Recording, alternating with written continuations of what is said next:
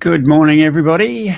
Welcome to this Mindset Meets Mechanics webinar. This is the second of a three-part series that I'm running, particularly for newer members, but also members that perhaps haven't yet completed the 4-week mindset and process intensive.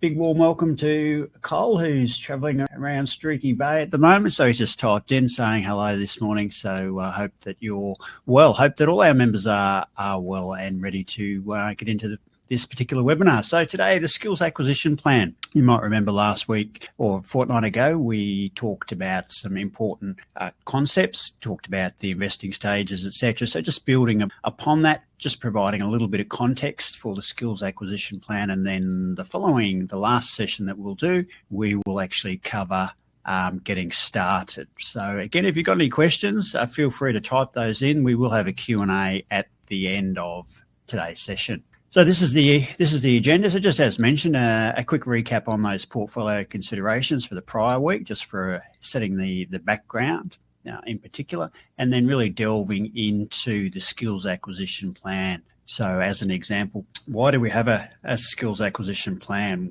You know, how do we go about creating one? What are the actual skills that need to be documented? So we'll go through that particular process using the skills acquisition plan template and just providing some little tips and pointers along the way so you can create your own skills acquisition plan. So ultimately, if you're accountable and you're able to complete all the steps in your skills acquisition plan, then you'll become a peaceful, active investor in all market conditions. And that's our hope for all of our members. So ultimately, once you do develop those skills, a required skill set, then you're in a position to be able to start adding more capital to your portfolio. So you really shouldn't be doing that until you've acquired those skills. So we'll go through some ways that you might do that, adding that capital. It's a common question, and pose some considerations for you to think about. And then a Q&A at the end. But as always, please remember that the content of these particular sessions is purely educational in nature.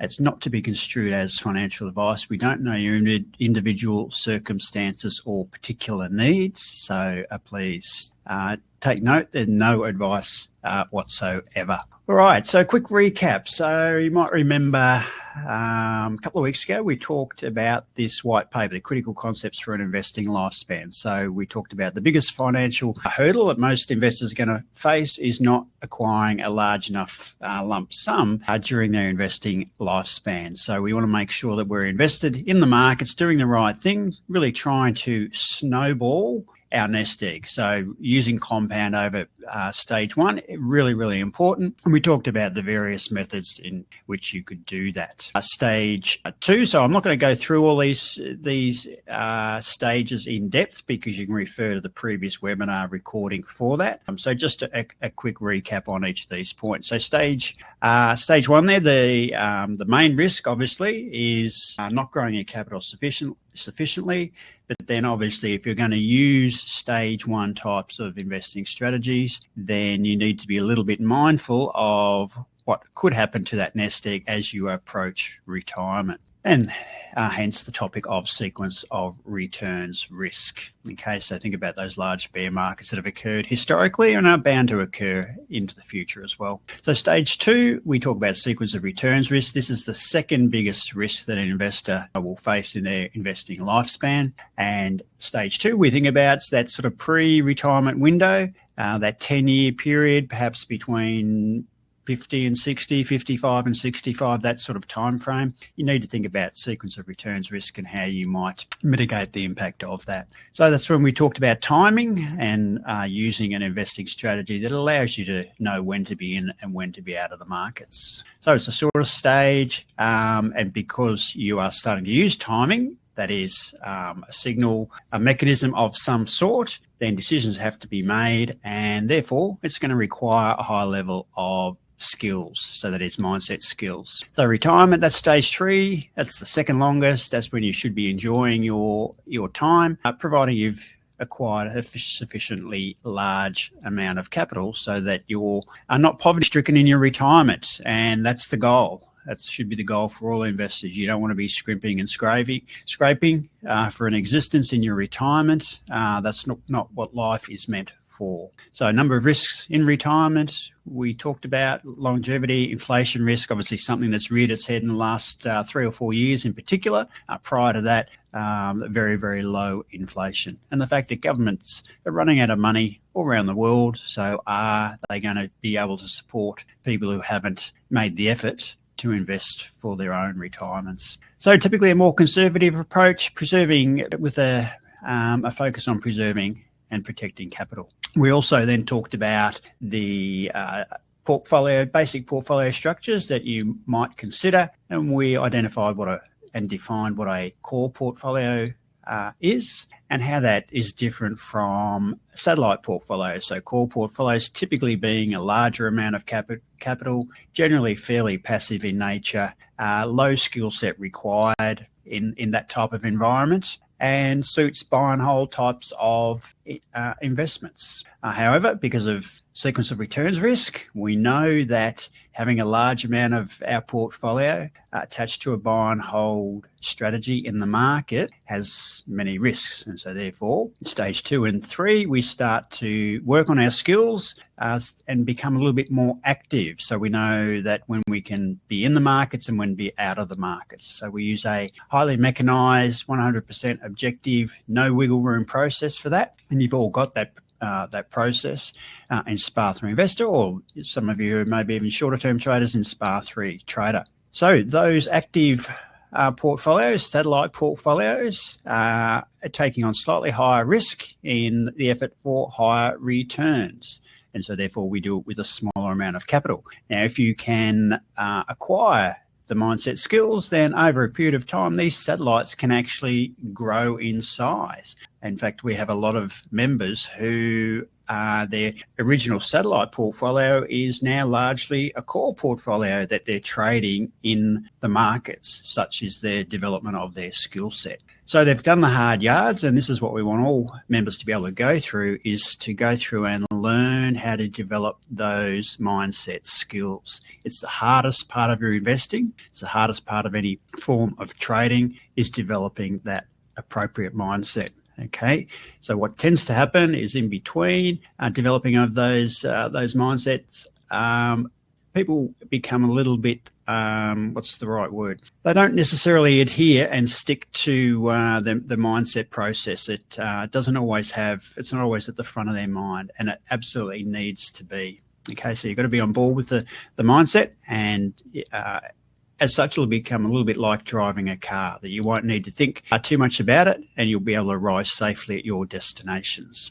Okay, so that's our ultimate goal. All right, so developing those skills, those particular attributes that are going to help you to be a peaceful, active investor in all market conditions. So we've put together the 4-week process and mindset training intensive, and much of this work is really shared knowledge between and experiences between Gary and Mark Douglas in particular. Gary and Mark were friends for many, many, many, many years, and not too many people have the experience, if you like, to be able to draw upon not just Mark's professional work, but also his personal life as well. And they got to spend a lot of time with each other, and really were able to pull apart the whole psyche of trading and mindset. So very fortunate to have that level of input into this particular course. So there's the course. It's in the Education Centre. There's 8 sessions that we'd like everyone to complete. But today's webinar is all about session 4, Skills Acquisition Plan. So if you haven't got up to session 4, then you need to make your way there as soon as you can. So the skills acquisition plan, why are we going to do it? So here's a little snippet from Atomic Habits and James Clear. So a lot of the work that Gary put into the 4-week intensive are based on not just Mark Douglas, but also the work of James Clear with Atomic Habits. And I know a number of members have bought the book and have provided feedback that it's been extremely useful, because it's just providing another angle, if you like. James Clear was not a trader, but very big on creating new habits and changing one's identity. So we can draw upon that because we need to change our own identity. And there's a really nice snippet.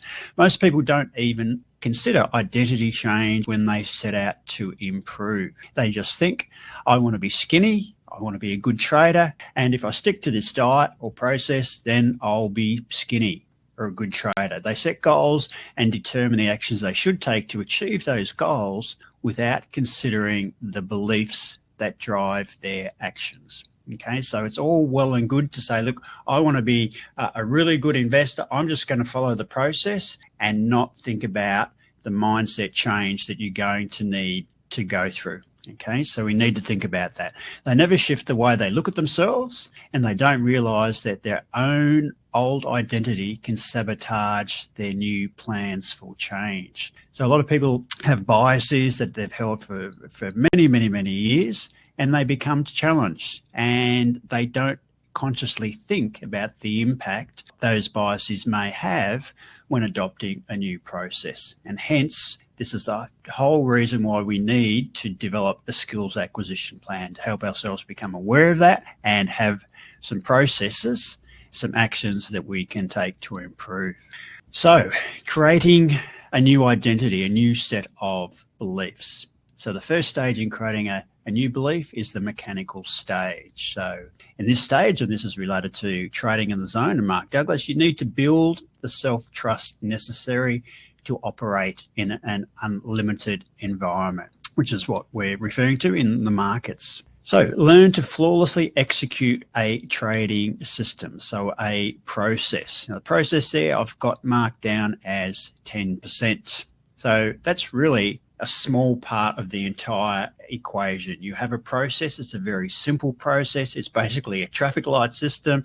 It's red and it's green, in or we're out. No wiggle room, 100% objective.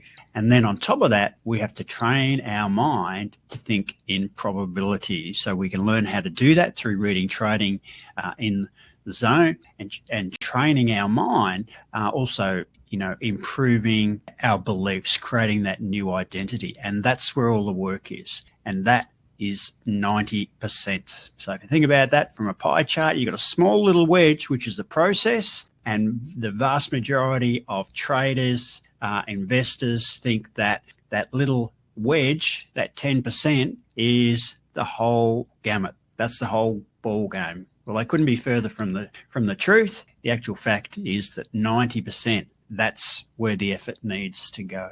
Why do I say that? You could provide a system that was almost guaranteed to make money in every single year, and yet you would still find people who couldn't trade the system.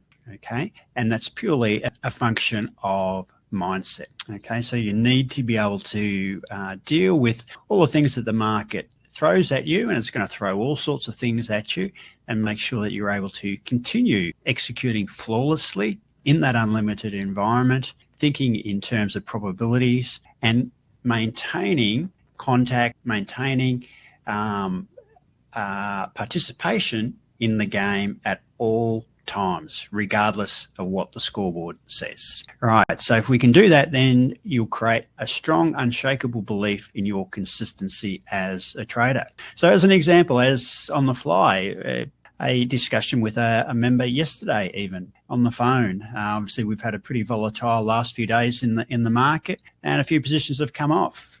Phone call, David, I've got some open positions, but they're dropping like lead balloons at the moment. What should I do? Again, put yourself in my shoes. I asked the question, what do you think you should do? Well, I don't know. I'm just asking you.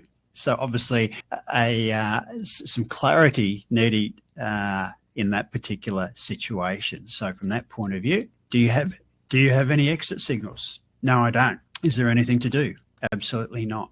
Okay, so there's an example of a mindset that isn't quite right where it needs to be. Okay, so thinking about probabilities, learning to flawlessly execute a system, not listening to the noise, not listening to the inner thoughts and fears and all those sorts of things. We need to learn as an investor how to shield ourselves from that. Okay. All right, so that's what today is all about. And the best way to do this is to create and implement a skills acquisition plan. All right, 3 steps to complete it. First of all, you need to decide on your starting capital and the number of positions. So the skills acquisition plan you can download from the 4-week intensive. Under session 4, there's a little link that you can download your own version of it. It's a Word document, so you can type in and edit and add your own content to it if you like. But the main points that need to be filled in are the amount of starting capital and the number of positions. So number of positions, typically for Australia, we're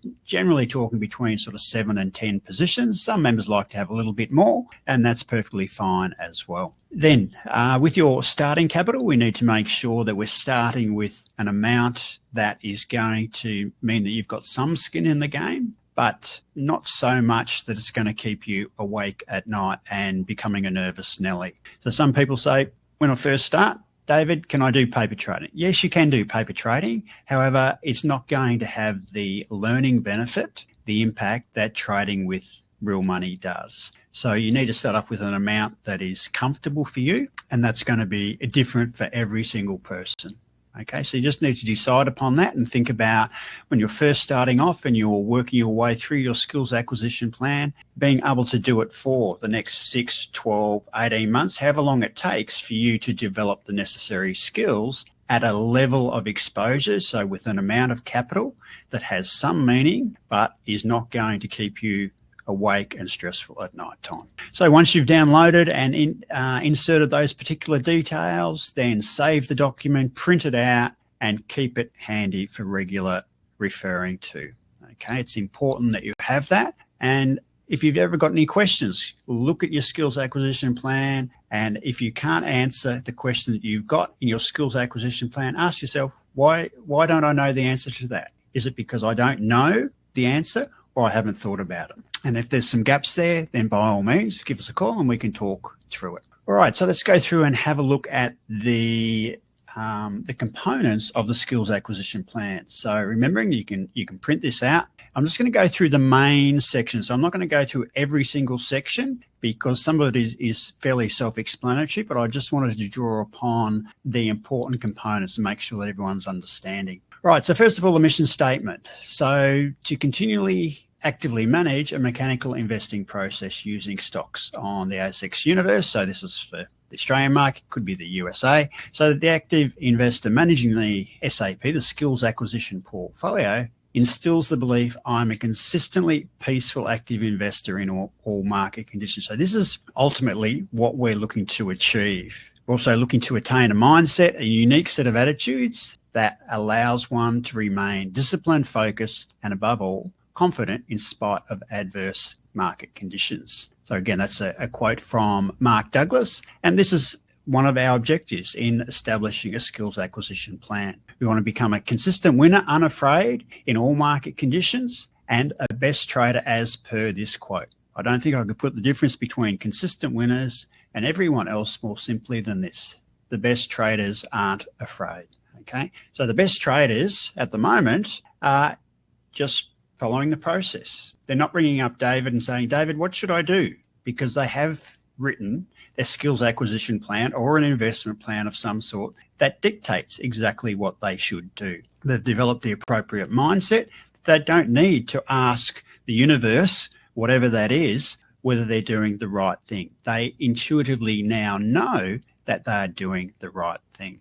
Okay, so that's where we want to get to. So executing a mechanical investing process with no conflicting thoughts that cause hesitation, reservation, doubt, uncertainty, or fear about doing any buy or sell transaction. Okay, so hopefully this is starting to make sense. Some of the broader aims, the why, which is your mission statement, why we're developing a skills acquisition plan. So the skills that we're looking to develop. Right, to execute the chosen mechanical investing process. So in this case, SPA3 Investor is what we're talking about, but you may have other mechanical investing processes. If you do, you're still going to require the necessary mindset to be able to execute those as well. So to actively manage a stocks portfolio through 2 periods of portfolio drawdown, okay? 2 periods of drawdown of at least 10%. So a drawdown of 10% or more, but preferably up to 15 in various market conditions. So if you can do that, that's a little bit like it's like the sailor who knows that they can sail in rough seas. There's no point learning how to sail in Port Phillip Bay and then saying, well, look, I'm going to go and solo navigate around the world. Okay, there's too much risk involved. So we need to be able to skill ourselves through executing in the market through those periods. Smooth seas never made a competent sailor. Okay, so think about that. During these periods of market conditions where the market is very choppy and your portfolio is going backwards, is going through drawdowns, this is an important time for you as in your development and your mindset, the growth of your mindset, to take advantage of. Okay, think about how much you learn driving the car in traffic jams, when it's raining, when it's dark, when it's foggy, and so on and so forth, compared to when you jump in your car, there's no traffic, the sun's out, it's a pleasant day, you can see for miles. How much do you actually learn in those two different circumstances? Okay, so this is really about skills acquisition, and hence the name. So each drawdown period will end when the skills acquisition portfolio, so this is your new portfolio, reaches a new equity high. Okay, so after we've gone through that drawdown, we have a period of run up and our equity curve is higher than what it was previously prior to going into the drawdown. This highly measurable and accountable objectives that is reasonable for anybody to achieve. So this will be achieved via consistent execution of the mechanical investing process. So the one that we're using for this skills acquisition plan. So in this case, SPA3 investor. And again, 10% of the equation is the process. More importantly, the application of the mindset skills as trained and coached in Mark Douglas, the Trading in the Zone. If you don't have that book, then you need to go and get a copy of it. It's on the bookshelf behind me, and I think you all need to grab a copy of that and have it on your shelf. Certainly, coupled with that, if you have the opportunity, James Clear, Atomic Habits, a great book to read alongside that. A lot of synergy between the two. Really importantly, complete the 4-week process and mindset training intensive. Now, remember, this is in your skills acquisition plan. Okay, so this is something that you need to live by, and also engage with the other training resources that are in the Sherwell Systems Education Centre. So that mindset aspect of it, 90%. So think about, in terms of your application of learning, how much are you applying to the actual investing process and playing with the widget, the tool, compared to the mindset aspect of it? Okay, now this will change over a period of time, but certainly early on, you need to be spending a lot of your time on the mindset, and then over a period of time, as your skills get greater and greater and greater, you'll just do it without any formal thinking of the requirements. All right, so reward objectives. We've got to have some reward objectives. The mission for this portfolio is to create new trading habits, energize new beliefs, de-energize dysfunctional ones with respect to active investing. So de-energizing. So that some of those biases that we may have had, making not taking notice of those, so they become a distant memory,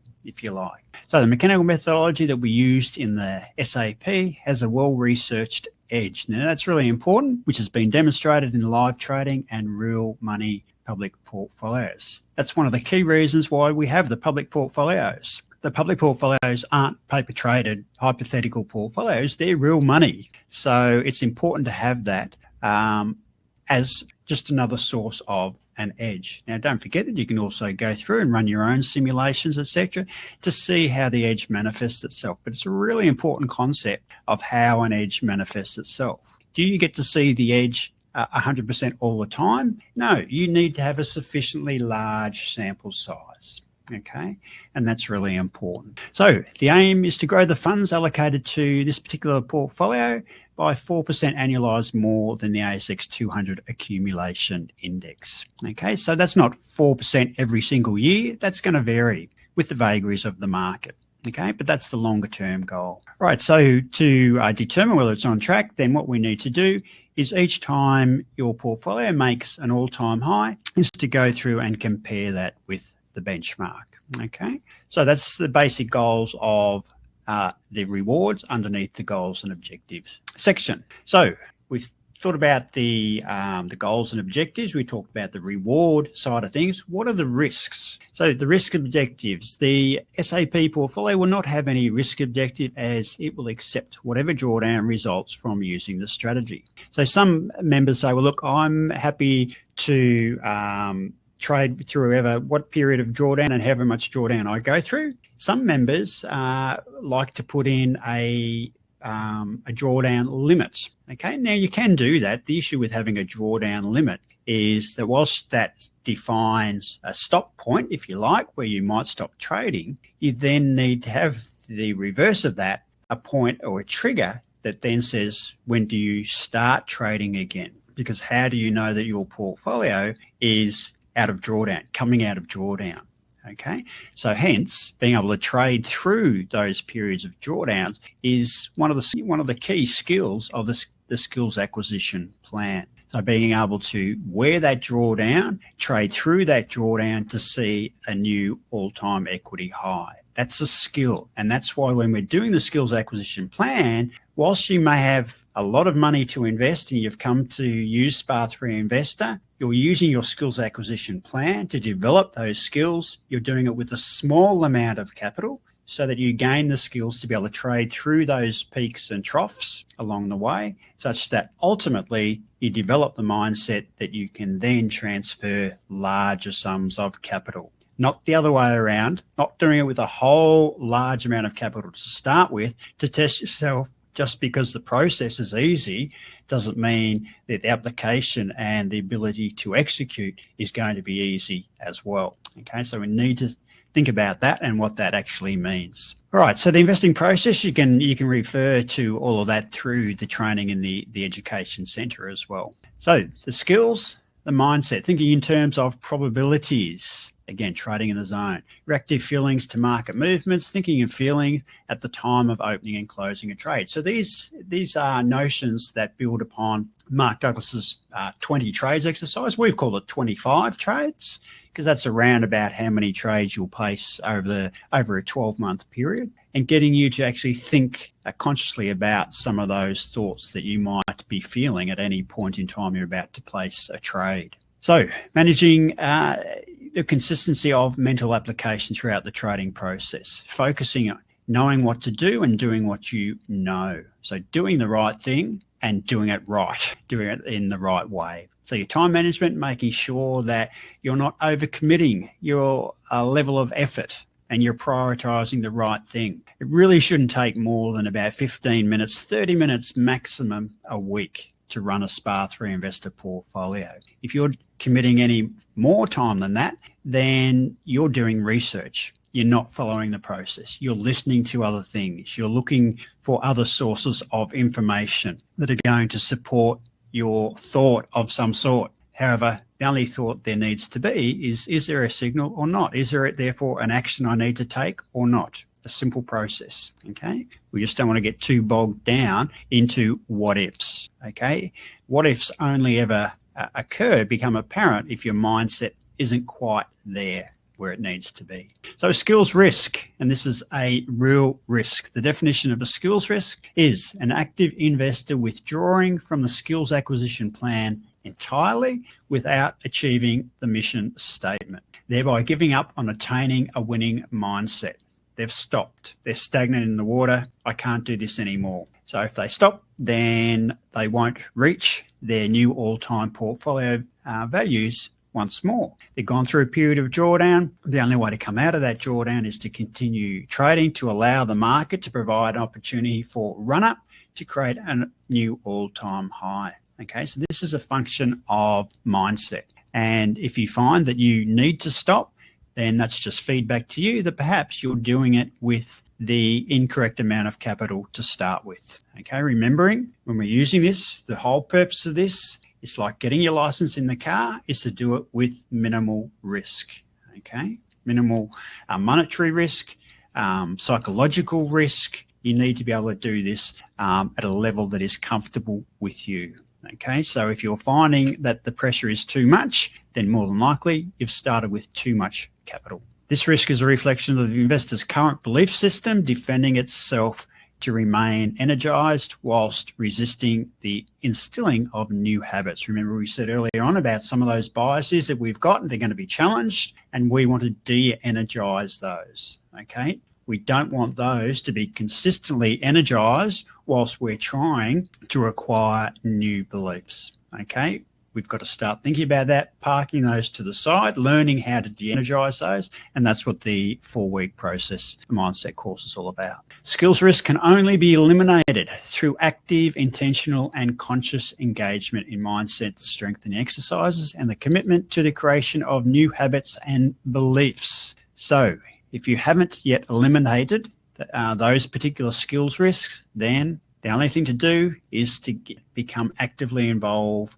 in learning how to strengthen those mindsets, okay? And that can only be done through using those resources that we've got in the Education Centre. So if you haven't completed the course, then please go and do it. Not just once. We've got a number of members, well-seasoned members, who've done it 3 and 4 times. So if you're new or reasonably new for Sharewell systems and you've only done it once, maybe you could go back and have a look at some of the lessons again. There's always something to be learned, and oftentimes it's just tiny little things that all of a sudden trick a little switch in your brain and says, aha, that's what that means. Or I hadn't thought about approaching it from this particular way. So lots of things to be gained by dipping back into it. So it brings us on to money management. So the starting capital. I've already discussed relative amount of capital needs to be small to start with. So if you're going to do this with too large a portfolio, then it's going to put too much pressure. In last session, I spoke about a gentleman who started with $50,000. For him, that was a small amount, and got off to a good start in the market. The market was very kind. He was sailing on a very smooth sea and thought, wow, I can go out of Port Phillip Bay and travel the world now. And rather than my little dinghy, I'm going to buy myself a $500,000 yacht. So he started trading with $500,000, 10 times the amount that he'd learnt to sail with in smooth waters. And all of a sudden the market started getting rough, went through the heads, the seas became choppier and choppier, the winds came up, the skies darkened, and effectively sunk his boat. Okay, so throughout everything that he knew about following the process, started making decisions off the cuff. So all those biases that were well attached hadn't gone away. They were still there. They just hadn't been challenged. So he did the wrong thing, starting with, making that nothing the matter with adding more capital to your portfolio. He just hadn't developed the skills. Okay, so it's really important that you understand the importance of developing the skills. Small is relative. Just need to make sure that it doesn't cause undue anxiousness that is going to impede your mindset growth. Okay.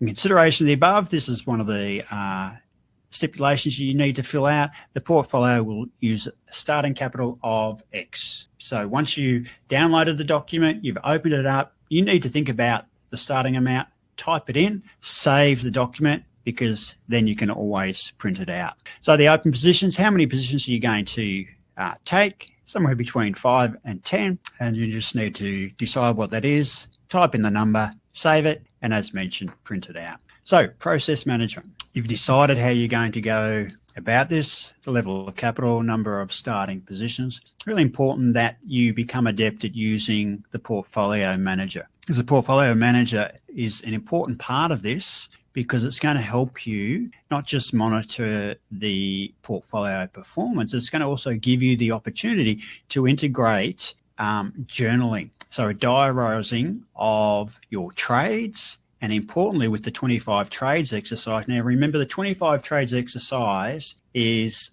a resource for you to start with, and it's one that we encourage you to continue with. Ultimately, you will get to a point where you don't need to journal your thoughts as you're going through, because you'll develop a skill set that it becomes second nature. You just know what to do, you do what you know, and you do the right thing right every single time. And I've got lots and lots of members who send me emails and things like that, talking about their journey and what's going on with their portfolios, etc. And you can tell in unequivocally that they are not worried about what the market throws at them, because they've been through it 100 times before and they follow the process, and they know that the edge will manifest itself ultimately in their portfolio, providing they continue to remain engaged with the markets and following the process. They don't have to do any other thinking about it. And we have so many bits of feedback from members stating exactly that. So that's the ultimate goal for everybody to develop those particular skills, okay? And it can be done, absolutely, and we've got lots of members who are there. So journaling, this needs to be completed every time a position is open or closed. And as you're creating your new trade records, there is a little pop-up note, and you have to type in, what are you thinking, saying, feeling, or doing at that particular point in time? So for somebody coming new who hasn't got the right mindset, some of the things that the purpose of this particular exercise is to create some self-awareness about what you're thinking. So you need to be honest with yourself. This is not something that, you know, what do Gary and Dave think I should be feeling right at this point in time? It's what are you feeling, thinking, saying to yourself, doing at that particular point in time? So when there's a new trade signal, are you just recording the trade, working out the position, doing the trade on your broker, entering it into the platform, getting it over and done with? Or are you sitting there going, oh, I might just have a flicker through the newspaper? If you're doing that, say it. Type it in. Check in the newspaper. Saw an article on XYZ. Heard something on the news. Saw something on the radio. Saw something on the internet. Whatever it might be. If you're feeling a bit anxious, nervous, a bit fearful, doubtful, exuberant, positive, over the top, whatever it is, put that in. It's really important, because this is feedback for you to develop that awareness. Because if you're not aware of your inner thoughts, then it's going to be very difficult for you to do something about it. However, if you've got money on the line, I dare say that your sense of emotions is going to be heightened. Okay, if you don't have any skin in the game, if you do this with paper trading, then those feelings, those thoughts, those emotions are not going to be nearly as strong as when you have skin in the game, something on the line. Okay, so it's important to capture those particular thoughts, because then you can start to work on addressing them. So as an example, if you were feeling anxious, doubtful, fearful, why? Why are you feeling that? Is it because you're not comfortable with the process? Is it because you're not comfortable with an edge? You don't understand how an edge manifests itself? Is it because you're going through drawdown? Guess what? You can't avoid drawdown. Is it because you're at new all-time highs? You're feeling euphoric. You're feeling invincible. You need to be aware of these particular emotions. Okay, we need to keep them in check. We don't want to have an emotional pendulum that is swinging wildly from one side to the other. Euphoria, despair. Euphoria, despair. Okay, it's not the way to operate in the markets. And you'll be found out as well. So continue journaling for multiple lots of 25 closed positions. Okay, multiple lots. So that means if 25 trades is around about 1 year, we're talking multiple years. Okay, continue doing this, or until you've traded through 2 periods of greater than 10% drawdown and reached new equity highs. Okay, so these are setting some pegs in the ground, some benchmarks for you to be able to say, am I there yet? How am I going? How many lots of 25 trades have I done? I have a lot of members I talk to and I go, David, I've just finished my 25 trades. Well done, fantastic, big tick. Congratulations, that's a big milestone. What do I do now? You continue the process. Another 25 lots of trades, another 25, another 25. So that at the end of the day, you'll end up having potentially hundreds and hundreds of closed trades. And if you're a skillful investor with the right mindset, you'll be able to do that.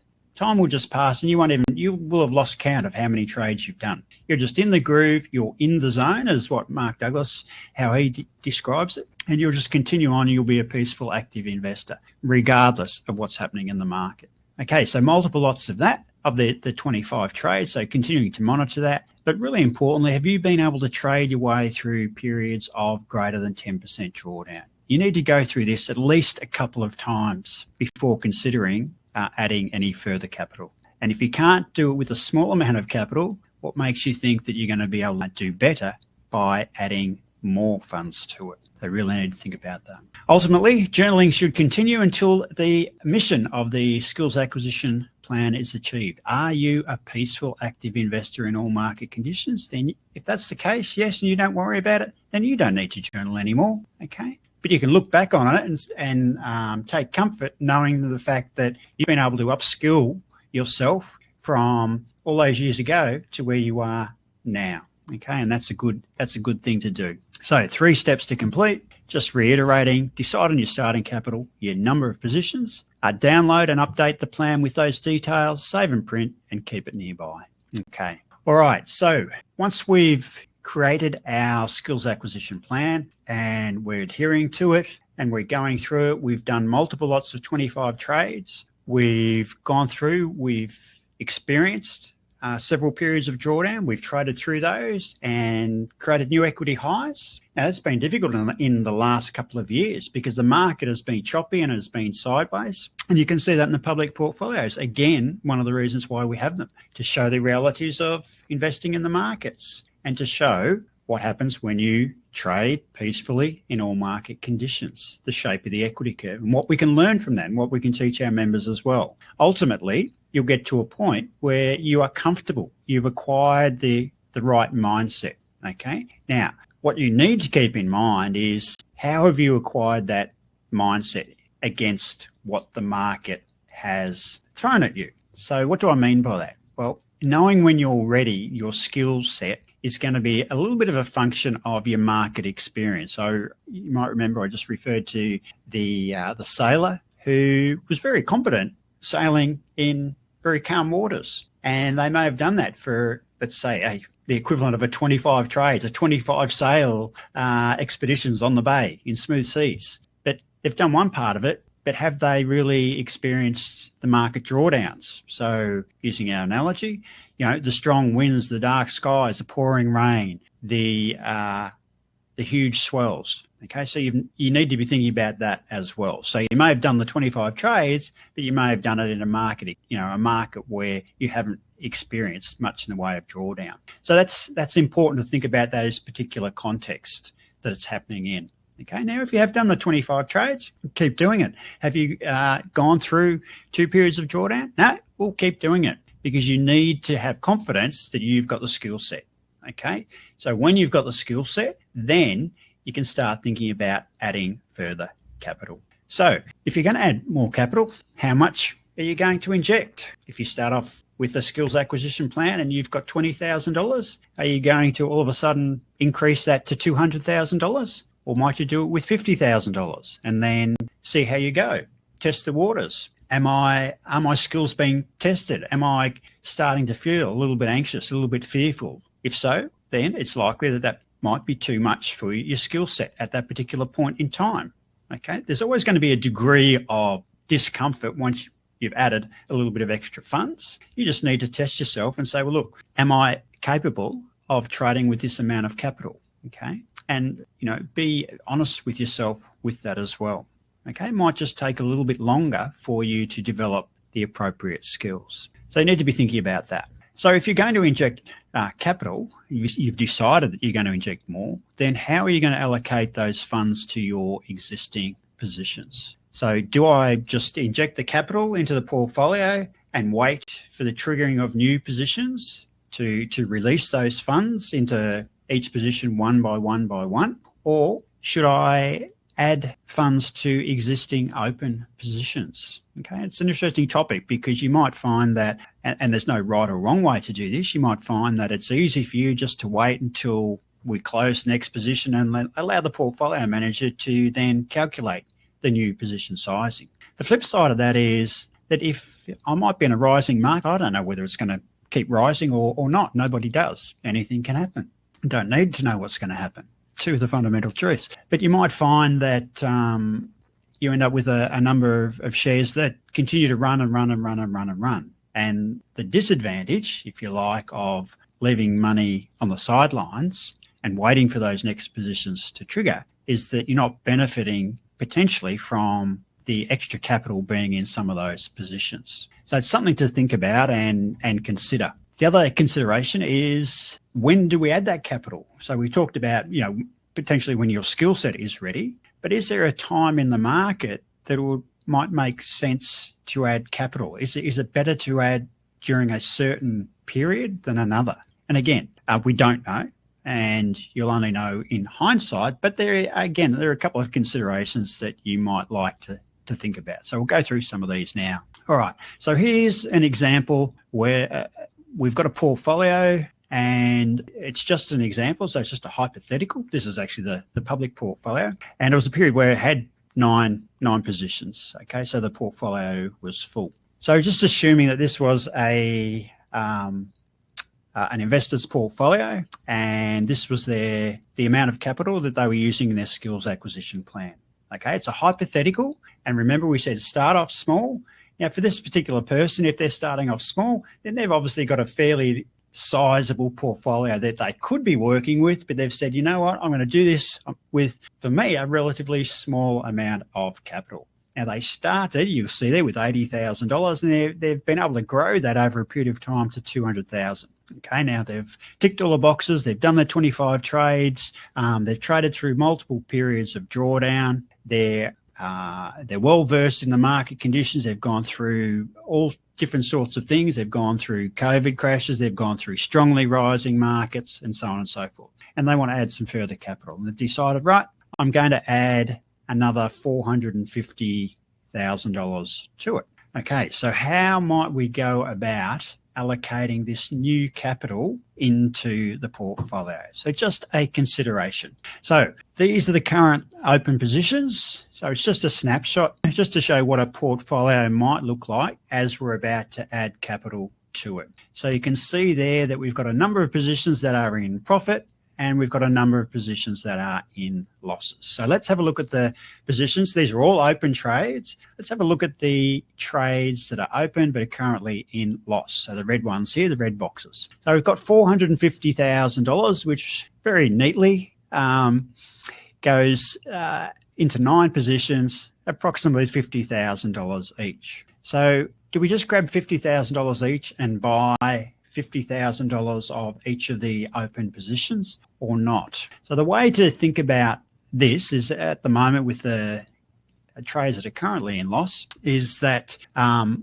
rather than add more than our $50,000 or the $50,000 to positions that are in currently in loss, is to do a simple calculation. So what we're looking to do in this particular example is take our $50,000 and deduct the percentage loss that the trade is currently in. So as an example there, you can see Regis Resources. It's currently sitting with a loss of minus 4.16%. So using our $50,000 wedge of the pie, if you like, 9 pieces of the pie, we're going to take a discount on that $50,000. So we're going to deduct 4.16 from the percent from the $50,000, and that's going to give us $47,920.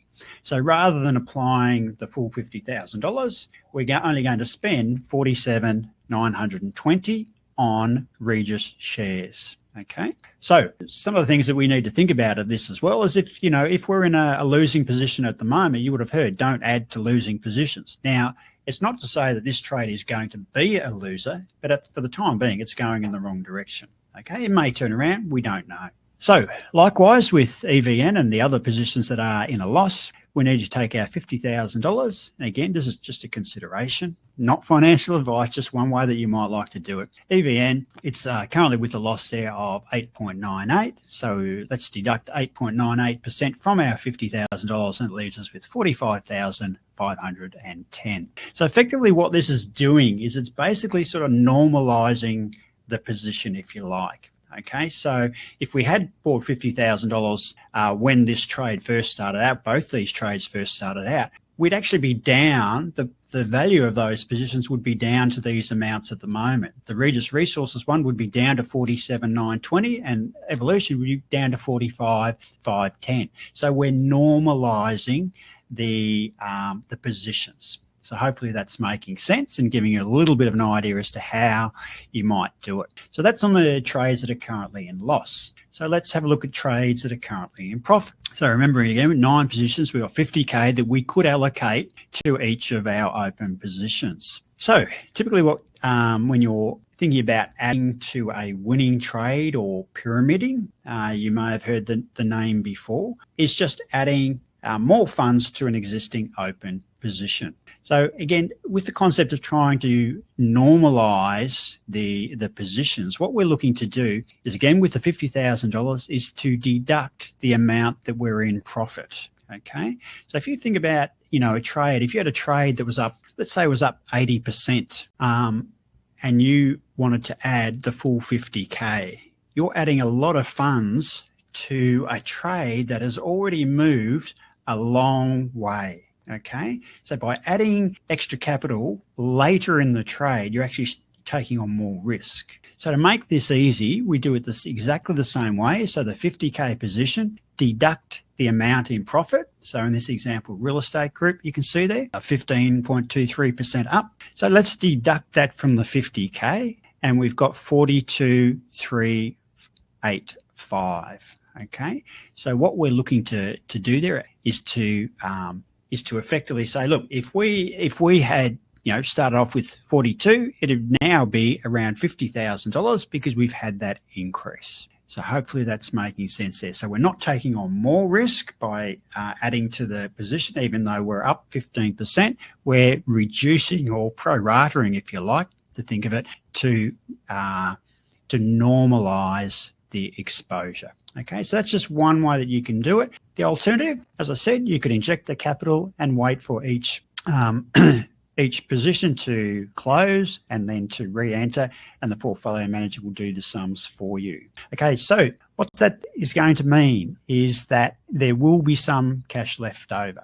Okay, so that cash can just sit there, and then ultimately when those positions do close, that will get recirculated through the portfolio. All right, so you've got some capital, you've acquired the skills, you're looking to inject the capital, you've decided how much it is. When are you going to do it? Is there a better time to inject capital? Again, you'll only know in hindsight. But is there a way that you could use any of the tools, the resources in Beyond Charts to help decide that? Again, remembering that this is something that should be documented in your skills acquisition plan if you're going to add capital, deciding when and how much to do it with. So if we were to bring over Beyond Charts, and I'll bring that over now, as an example, just to consider that you could use, a very simple way of doing it is using the All Ordinaries Index. So this is just the SPA3 investor indicator applied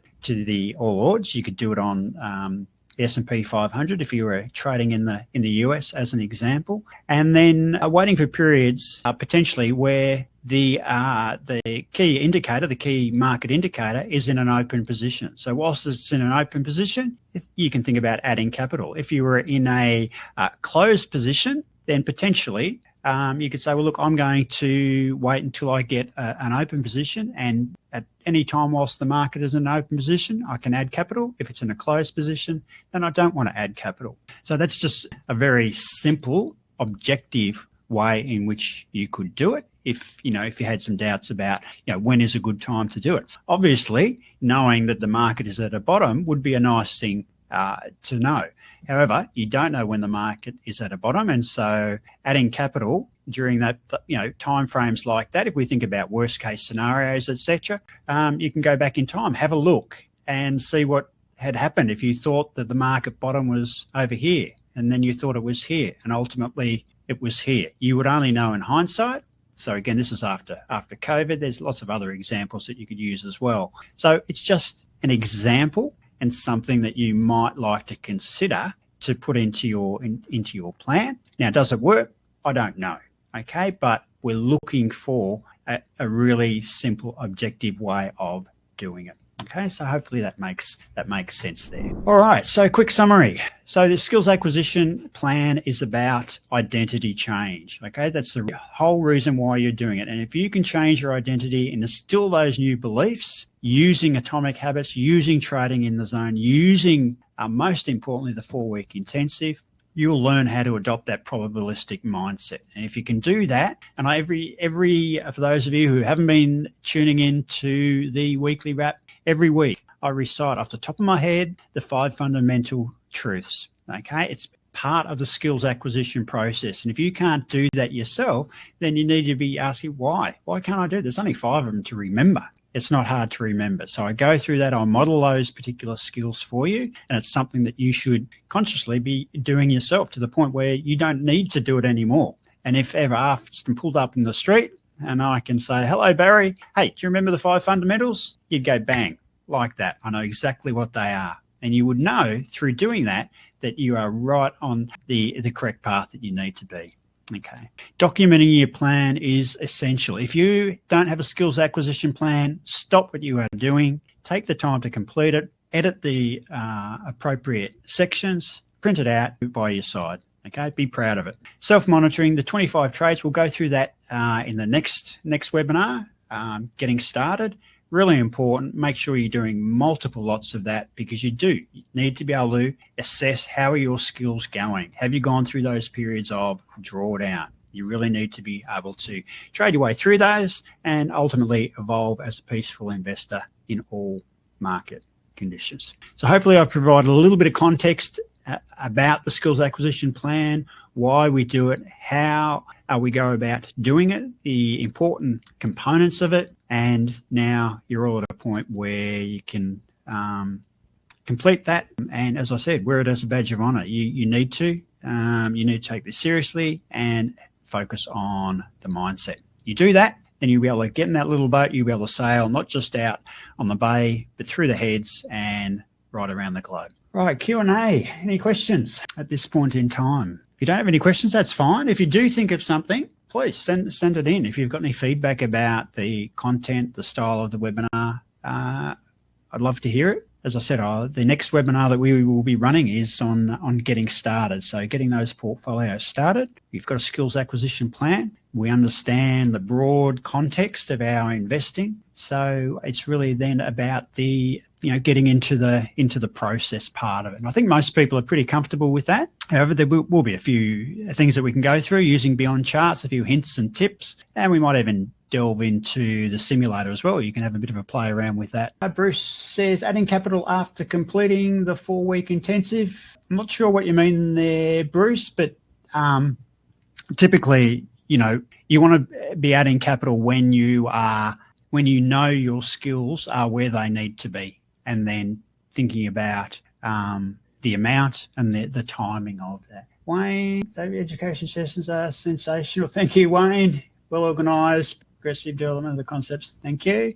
Dennis says, enjoy. Vernon, thank you. Very useful. No problems. Well, thanks for the feedback, everybody. Thanks for participating. It shows that you're interested, you're engaged, and that's a positive thing. That's a big thumbs up to everybody. Those of you that are watching on the recording who couldn't be here, again, if you've got questions about any of today's content, anything you'd like to see covered in future webinars, let me know. I'm here for your benefit, and I'll do my best to help you in any way that I can. If you need to book a coaching call or anything like that, don't forget, in the Education Centre on the right-hand side, you can fill out the details there. That just opens up my diary.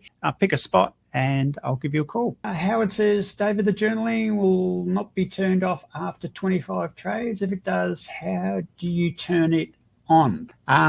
Yeah, good question. So it's for new portfolios that you'll that it automatically will come on. There's a little tick box that you can turn it off. So if you've already got the past 25 trades, you may not necessarily see it in that particular instance. So it's for new portfolios. So hopefully that makes sense. All right, guys, I'll leave it there, and that's it. Catch you all in a fortnight's time. Thanks for your attendance today.